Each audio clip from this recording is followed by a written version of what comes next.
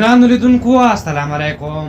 ستاسو پام راړوم د نن ورځې تازه لنډو مهمو خبرونو ته. پیل له محمد اشرف غني کوو.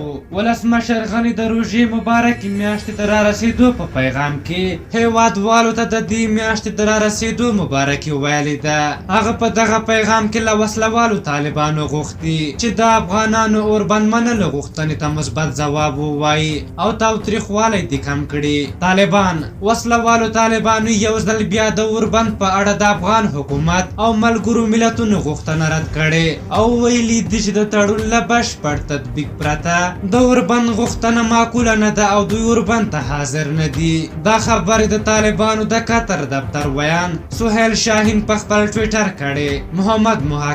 محمد محقق د هزارګانو په سیمه کې د طالبانو د تازه تحرکاتو په اړه ګواښ کړی چې هزارګان او سیمه کې پراته ځواکونه به طالبانو ته غاښ ماتونکی ځواب ورکړي.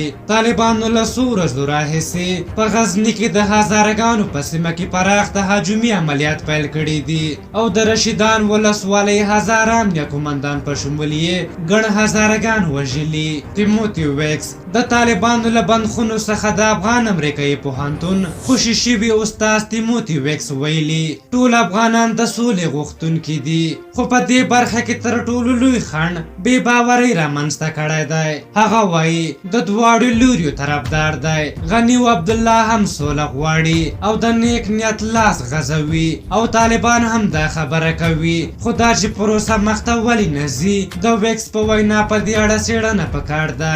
ملي دفاع وزارت وایي له څلورو میاشتو نظامي زده کړو وروسته یې 1180 افسرانو او سرتیرو ته د فراغت تصدیق پاڼې ورکړې دي او دوی د دندې لپاره تیار دي. ډونالډ ټرمپ د امریکا ولسمشر ډونالډ ټرمپ د قطر پر امیر شیخ تمیم او د پاکستان په لومړي وزیر عمران خان باندې فشار راوړی تر څو طالبان د سولې هوکړې تطبیق ته وهڅوي او دغه هوکړه د ممکنې ناکامۍ څخه بچ کړي. ولسمشر ټرمپ تېره ورځ په جلا توګه له شیخ تمیم او عمران خان سره ټلیفوني خبرې هم کړې دي.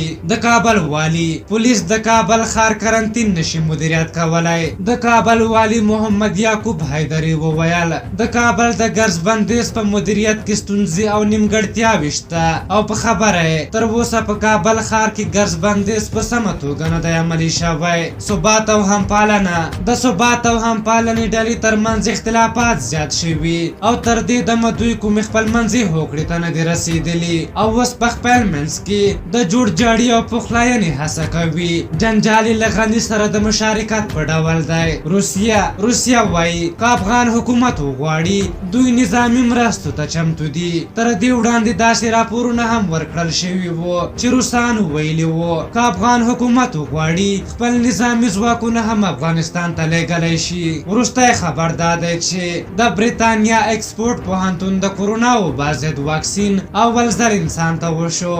دا واکسین د 800 ګمارل شویو کسانو له ډلې 2 داوطلبو ته شوی دی. په هر حال دا د نن ورځې تازه لنډ او مهم خبرونه. تر بیا چې ستاسو چوپړ ته راځم په لویو بخښونکي خدای مو سپارم. د الله په امان.